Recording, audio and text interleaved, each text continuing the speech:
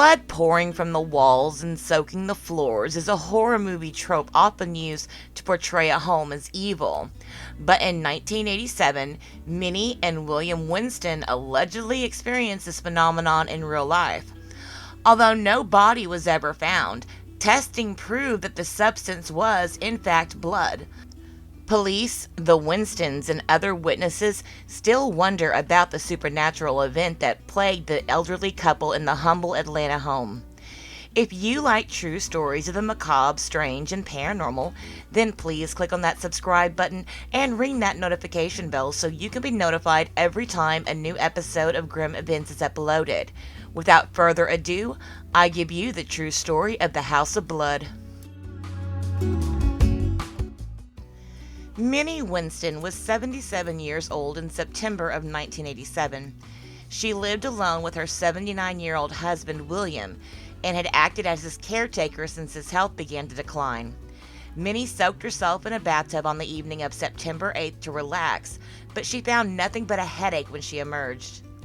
Minnie stepped out of the bath and into something wet and sticky, burbling up from between the tile. Blood soaked her feet and the floor. She rushed to call her husband, who was asleep in their room, and it seemed that the bloody substance wasn't confined to just the bathroom. William joined his wife in search of the source of blood, finding instead more droplets and puddles. Their living room, kitchen, crawl space, one bedroom, a hallway, and the basement all had the same rust-colored liquid spattered in them from seemingly nowhere. The pair first thought perhaps a small wounded animal had found its way into their home, but they did not find any other evidence of this on their search. There was no source or reason for the liquid that Minnie described as like a sprinkler, spraying up from the floors all over her home. The dialysis machine that cleaned William's blood in lieu of functioning kidneys was even checked for a leak, but none was found. After exhausting all of their own leads and theories about the liquid, the Winstons decided to call 911 for police assistance. The first emergency service to arrive at the house were the EMTs, meticulously checking the elderly couple for missed wounds or cuts on their body. Next to arrive were the police and Brenda Dipple, a lab technician tasked with collecting the blood. The police asked whether there were other people in the home and found that Minnie and William were honest in their insistence that it was only the two of them. The couple had locked their doors at 9:30 that evening and then set their security alarm, preventing any intruders. It was around 11:30 that night when the first droplets of blood began to appear. Police had no idea how to help or what was happening, finding no homicide or crime of any kind. Brenda Dipple collected samples from the home that she admitted gave her the creeps. Surprising everyone except for the Winston themselves, lab testing showed that the liquid was indeed human blood. In fact, it was type O blood.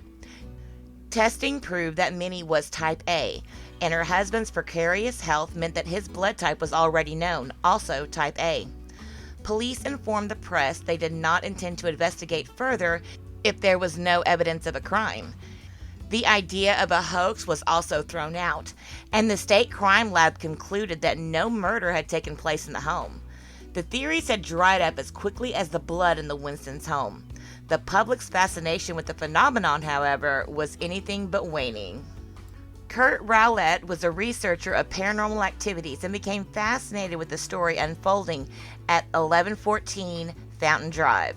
Unlike other reporters and curious parties, Kurt waited 6 months to sit down with Minnie and attempted to find out what was really going on inside their home. According to his book Labyrinth 13, True Tales of the Occult, Crime, and Conspiracy, he called up Miss Winston and asked her several questions. According to Minnie, the Winstons had lived in their home for 22 years without any previous strange occurrences, and she now either believed or wanted others to believe that the blood that had appeared in her home was just rust and mud. Minnie claimed the hot water heater in her basement busted and the steam mixed with rust and mud shot through the ductwork to cover her home. This is, of course, refuted by the crime lab testing that identified the substance as type O human blood. Kurt concluded that Minnie did not want the substance that propelled her and her husband into the books of paranormal lore to be blood, so she simply refused to believe it. After all, she wouldn't stay in a haunted house. Unsurprisingly, the interview did nothing to conclude the cause of the event. Police decided to investigate the previous occupants of the house at 1114 Fountain Drive, as they were absolutely stumped. Before the Winstons moved in, Albert Thompson and his wife were the residents. Albert was an African American just as the Winstons and worked for the Federal Housing Authority. One day in 1950, Albert was T-boned by a white driver who suffered no injuries. Albert was treated and sent back to the house on Fountain Drive with internal bleeding. The man responsible for Albert's injuries was not charged with anything and was let off with just a warning. Some believe the house bleeding was connected to Albert's fate, as the blood appeared to be Winston's when the anniversary of the car accident and Albert's death on Halloween were less than a month away. Others pointed to the death of another black man at the hands of a police officer who shot the wrong suspect, an event that transpired just days before the blood began appearing in the Winston home. Was the house on Fountain Drive a portal for the pain of these victims and the deep-rooted racism in the Atlanta area where they lived? When questioned by Kurt Rowlett, many insisted that nothing even close to the blood dripping from their home had ever happened before. Some people, like the lab tech Brenda Dipple, did find the home to be creepy. Later, Dipple told detectives that there were rumors about the Winstons' home being a hub of supernatural activity and occurrences. Police were not eager to jump into these type of theories and reminded the press that no crime had occurred for them to investigate. Rebecca Long of the group Georgia Skeptics published a piece about the home, claiming an investigator shared his belief that the whole thing was a hoax. This Lieutenant Walker allegedly said that there were tensions between the Winstons and their grown children, leading to the blood being thrown at the house. One theory stated that the Winstons wanted more attention from their children, and that somehow William's reliance on dialysis machines meant that he had access to human blood. However, the blood in the machine would be type A if taken from the machine in their home. Another theory was that the Winstons' daughter was a nurse and stole the blood from her workplace and flung it about the house.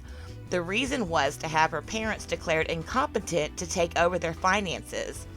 No one seemed to care that the Winstons had no previous run-ins with police or any other similar history. From the moment police arrived at the Winston home, so too did onlookers.